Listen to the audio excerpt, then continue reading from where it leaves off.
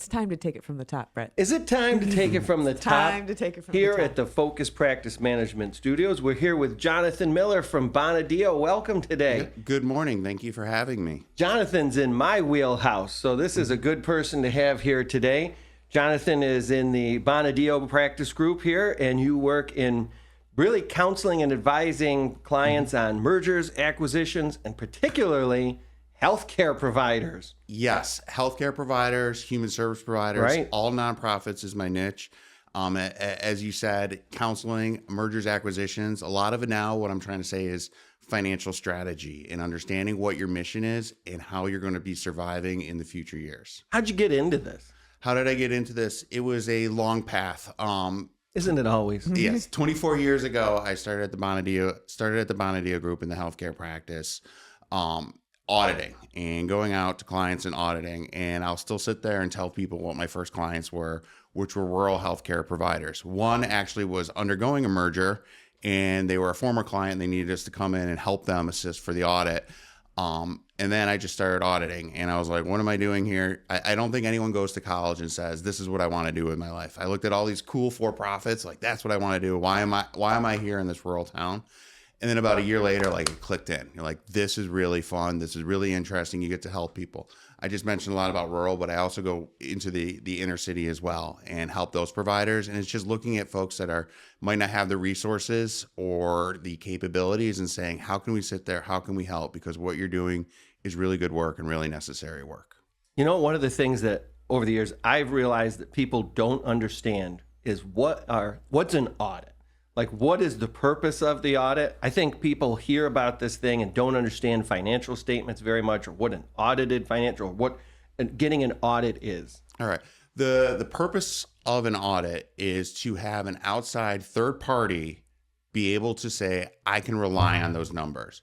And not only can they rely on those numbers, is it comparable to somebody else who got an audit? So there's a framework of standards saying, this is what an audit looks like. This is generally accepted accounting principles. If everybody follows it, everybody audits, you're going to be able to put balance sheets, income statement, footnotes next to each other, and you're going to be able to compare them. When you ask what an audit is, I tell people you audit probably at least once a week. Someone like you, Brett, probably you do it daily because you go out to lunch every day, right? And what an audit is you walk up and you say, I'm going to order that off the menu. And you look at the price and then the bill comes. And what you're doing is saying, that is what I ate. So it did exist. That is the price. The valuation is correct. Was it complete? My tummy's full. Yes. I will sign off on that bill and I will gladly pay that bill and I'll tip you. That at its root is what an audit really is basically saying, can we verify this is accurate and did this actually occur? Now, why do people have to have one? Why do people? Who has to have one? Who has to have one?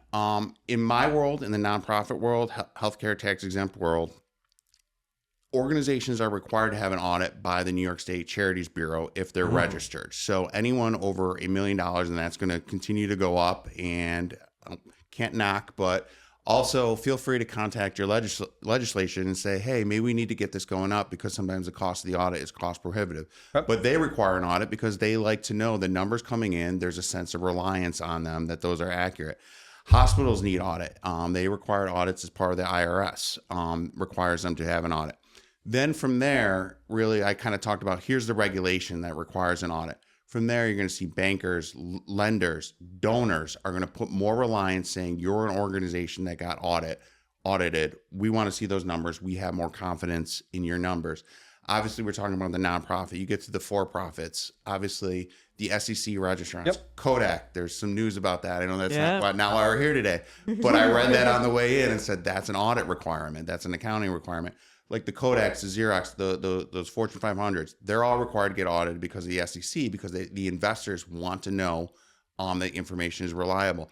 But then even if you're not SEC and you're looking to raise capital or you have a bank loan, the bankers like to see it audited as well.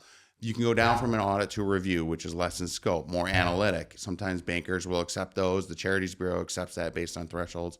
And then you go down to a compilation, and sometimes we'll see that. That's just basically saying, here, management gave me the numbers. I put in a nice financial statement. looks like it's GAAP, works well, and you pretty much disclaim it.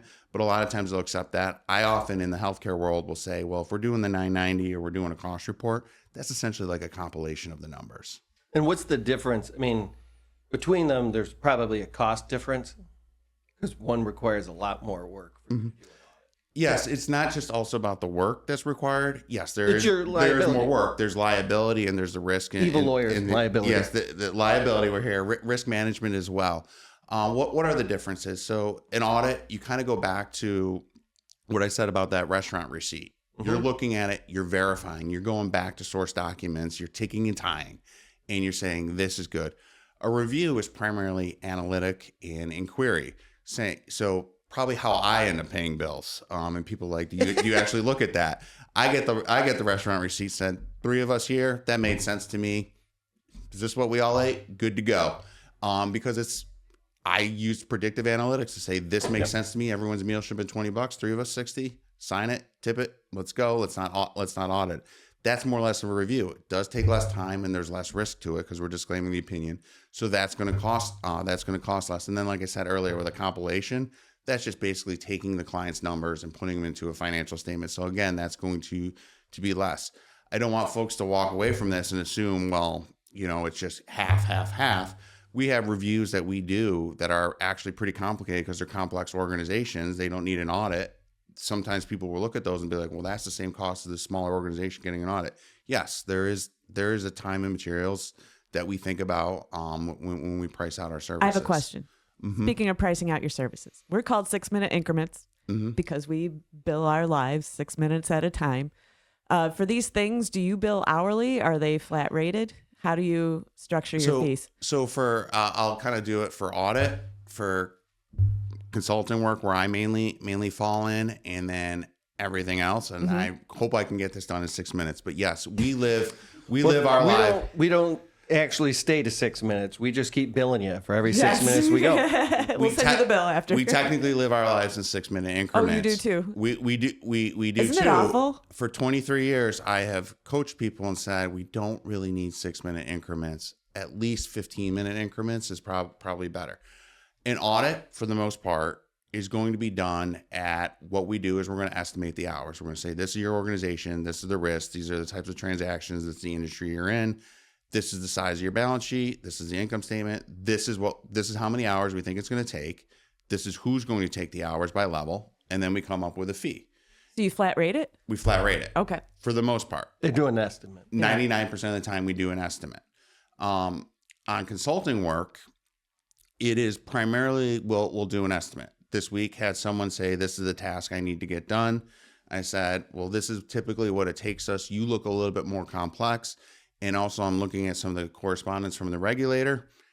I think this is how many hours it's going to be between this range. And they often come back and say, really, that seems a little bit higher than I asked. Well, I'd rather tell you now than be communicating to you in 5 months why the fee was it was. Right.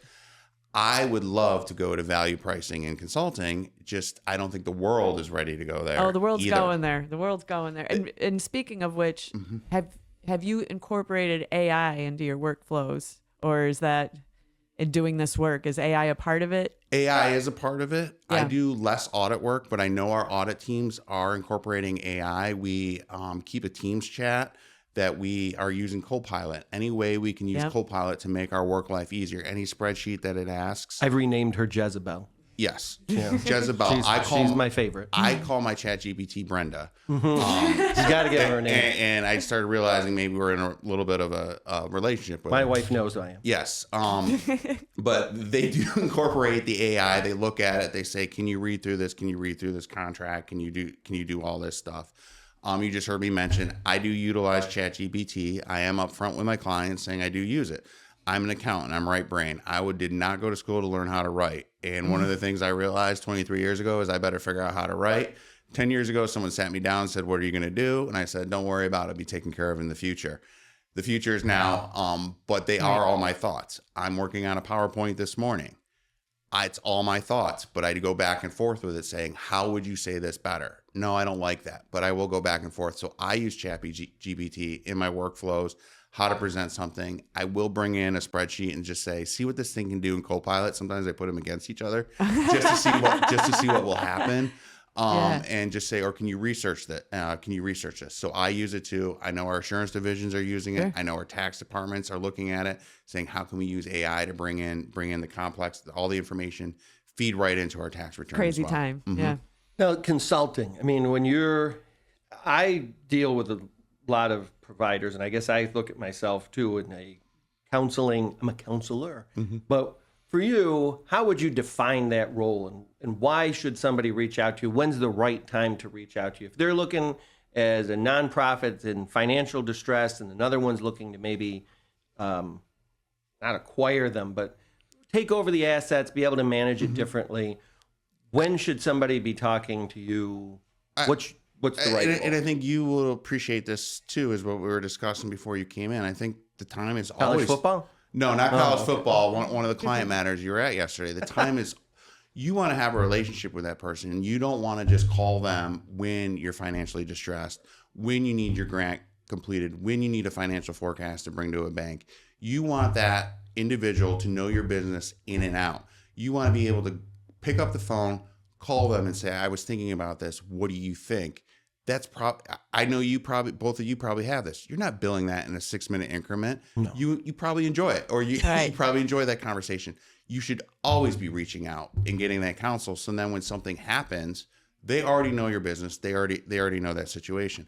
But yes, to your point, when should you be reaching out? Other than all the time, start looking at your trends.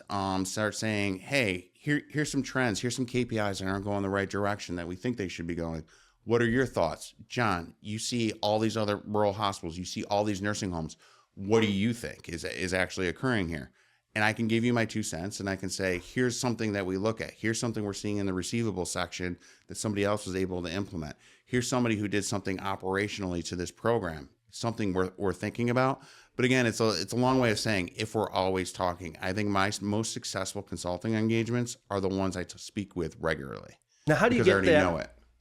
Message out to them? I think one of the things over the years I've tried to work with clients on is they will look at using legal counsel. I have X problem. I want you to solve it with Y solution, and come to me with already a pre-ingrained idea of how to do that. And I'm like, that's not really how to use lawyers. We too see all of these different opportunities and can help you get from A to B. But for you, how do you get the message out to clients that they should come to you to figure out the roadmap, not come to you with the roadmap? Relationships. It's relationships. So we have a great marketing department. They help us develop the brand. They help us with the LinkedIn. They help us they say, John, this is sitting up here in your head. Get this on the paper. Next thing we know, through all of our channels, and we have the ability through LinkedIn that every single one of our employees can click a button. It's out there. Someone's thinking about it. That's one way we get it out. But presentations, going out, saying this is who I am, this is what I'm presenting on. But to your question, and I think you both know it, it's really relationships. It's the ability to sit there and talk to someone and say, this is what's going on with your business. What's also going on in your life? Let's talk about all these things. That's where a lot of it comes out. Here's the right time to call me. And I think it's also being authentic, is not always trying to sell them something and saying, oh, you got to try this new thing. So when they come to you, they know that this is an idea I need to be thinking about. If you guys might have heard about the OBBBA, little thing going out right now. That thing. Right now it's like, this is the perfect case of when should they reach out? Well, they should have reached out. Should they have reached out to me on July 4th? Well, no, I would have been at a parade. Should they have reached out to me in 2 to 3 weeks? Probably not. Nobody knows what's in it. Now they need to start thinking about reaching out. But also what I'm doing is I'm preparing a presentation. I already have a thought leadership piece out on it. I already have a presentation. When they come out, first, I already know your business. I already know how it's going to impact you. I've already thought about this threat as really as an opportunity for you. Now let's talk about it. Here's everything behind the scenes. But they're going to say, here's someone who's always had our back. Now, from the relationship perspective, I mean, one of the things that I've always valued, and I find I've had a good working relationship with a lot of the people at Bonadio, is the referral relationship, being able to bring you on board. How do you see, and again, we're evil lawyers, how do you see that as building part of the right team to bring together to do that kind of consulting work? Doing these type of things. We talked about how do we meet John? I said, Brett, I think I met you 10, 15 years ago. Right. Brett is on my short list of here's very specific healthcare matters, especially in the nursing home place. We're of the right, I put it, we're of the right, we're the same age, same ilk. Here's someone I'm going to call. That's not also to say, Brett, I don't also have other friends at other law firms that I know pretty well, but it's going out with them. It's also being honest that I work with other people. This is what we do. This is who we reach out. But it's just staying in constant contact. What do you see? You called us now it's a couple months ago. This is what I'm thinking about with one of my clients. What do you think you would do? I laid it out for you. We talked about it. And I said, call me in 6, 12 months when they're ready to do that transaction. It's not a big deal. We're not going to force something down their throat. But it's also just you reaching out. Weird way I was taught was I watched one of our, at the time when I was a staff coming up, watched Mario Urso pick up the phone for me and call over to a law firm and didn't even have to say his name. And they both knew each other. And I said, how do you get to that point? And he goes, relationships. And I go, that's what I need to be with people. And there are folks I can just now pick up the phone and they know it's me and say, this is what I got going on. What do you think? Now, we're getting a little older and longer in the tooth these days, but you mentioned the phone. I mean, to what extent do you see as a younger generation comes to work in your space, they're willing to engage in that? And how are you helping to counsel or advise or bring up the next group behind you? Because for us, I think that's what's led to all these grays over here. I would agree with you. I think it's our generation that's longer in the tooth. I can't believe I'm putting it this way.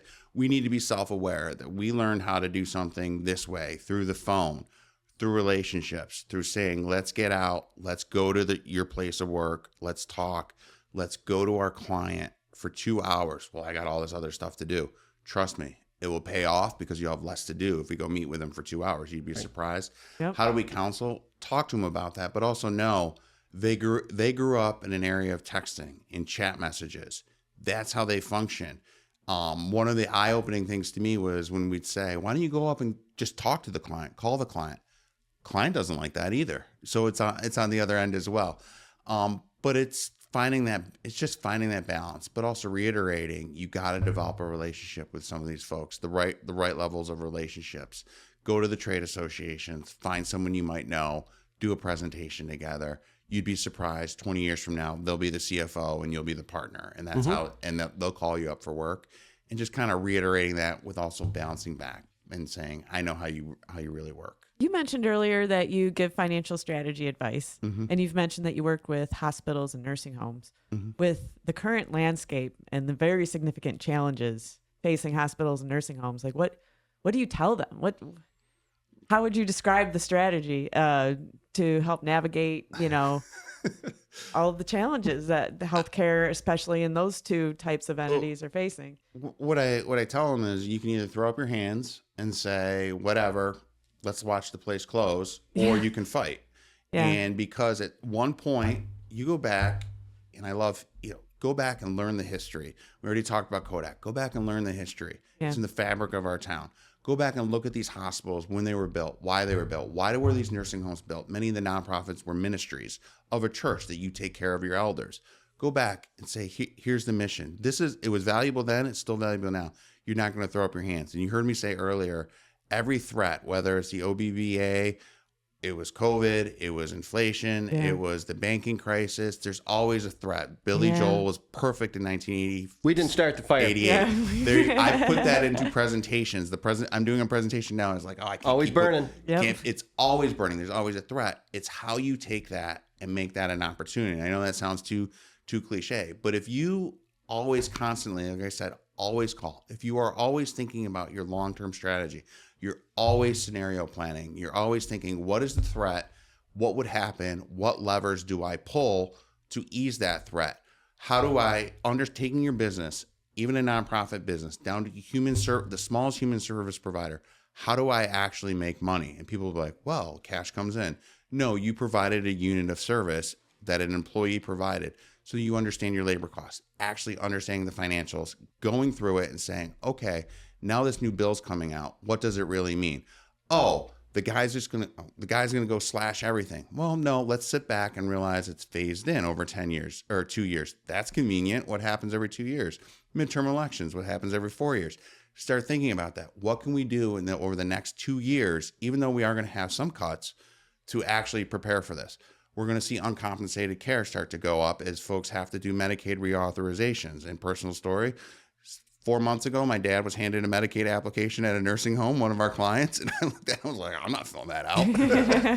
It's not worth my time. But here was a man who just said, I just needed something to get over the hump. My stepsister went to help him, and she was like, oh, this is very difficult. She needed to find something. This is an educated family that was struggling with it. So these Medicaid authorizations, what they're going to turn into is uncompensated care. How can you start thinking about, if we have more uncompensated care, what's going to happen? What's going to happen to our margin? Okay, where are we financially positioned versus our friend, but yet our competitor? What if they have more compensated care? What are we thinking about what's going to happen to them? And mergers and acquisitions becomes a dirty word, but as I said, it's a clean word when it's you looking at somebody else. Yeah. But those are the strategy things you need. You always need to list down in a parking lot, what would we do if such and such happened? And always be thinking about it. And I know I'm getting a little long in tooth, but folks will always say, update your strategic plan every 3 to 5 years. I say, update your strategic position every board meeting. What are we doing and why are we doing it? Yeah. So we're lawyers. And this is a safe place to actually admit to this. So what challenges or things do you find are good or bad working with legal counsel on the outside? At what point do you usually have to rely on having legal counsel part of your consulting or M&A work? What do you hate about lawyers? What do you appreciate that lawyers might do? So what I hate about lawyers, Yeah. and oftentimes in transactions, is it an ego match of who can wordsmith the best? And let's back off of that and realize there's a cost to it. Yep. It's not, and sometimes with that ego thing saying, it's not that you love it, but can you live with it? Can you live with it written that way? What I do love working about lawyers is their ability to take those words and their ability to take those words, spin them around and say, this is how we can utilize them. As I've gotten more into my consulting practice and have worked with lawyers, realizing it's not just about, oh, we have this compliance matter that we need you to investigate, or please review this contract. They are also very good strategic advisors as well. Because yes, they're looking at it through the lens that they came up through law school, but you also own a business, right? I also own a business or part of a business. I have a share in a business. I'm a business owner. So when we're advising you to be a business owner, we're also looking at it through that lens. I've worked with lawyers on grant applications because their ability to write it and their ability to think it through. They might come to me for the financial piece. I've worked with lawyers just on what is the strategy. Let's before we do any due diligence, what is the strategy of this organization if we set up a new division, if we merge, if we want to go to a 1023 application? Those are where lawyers and us can work hand in hand. Funding the long-term care through the New York State VAPAP program. Worked with law firms on that. They called the law firms first because they said, hey, you're our advisor. We're going to need some numbers. Let's all work together on this. And you get more minds, and you have looking at it from the legal sense, the law sense, the strategy sense. Then you bring the accountant in who looks at the number sense, the operational, but the strategy. That's how we really work together. Yeah, man, we talk about it regularly. I guess we had an article about computer science engineers, how now they can't get a job because the AI is writing code. I do think that the thing you hate most about lawyers, what we see right now, I would offer probably 5 years, the ego battle of the lawyers drafting and the wordsmithing. We'll actually lose that to some degree to the AI, because the AI is not only, I guess, drafting it, it's researching the law in real time to make sure that its language is accurate and in compliance with current case law, which as lawyers, I think the evil, dirty secret is a lot of lawyers like to get in there and start writing words on paper, but whether or not those words are always supportable by the current case law, That's where you get a lot of back and forth. And for those who have made their career really digging in and spending time writing words on paper, I fear for their longevity. What are the young lawyers who are coming out who have spent time as English majors and they're like, I just want to write?